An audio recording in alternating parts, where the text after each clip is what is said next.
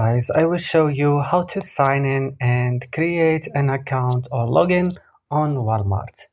You have to download Walmart app from Play Store or App Store first, then open it. It will open directly here on this page.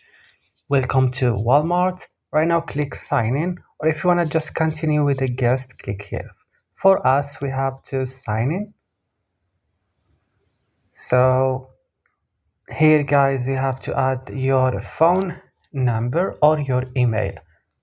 So for me, I will just add my email and I will click continue. Right now, after adding my email, as you can see, I will add my first name and my last name, my phone number and password, and I will back again. So when you add in your information, you have to wait for a verification code. So that when they send you a verification code, you have to type it here. And guys, I type the verification code and they open it this this page, and that's all guys. I hope this video was helpful for you.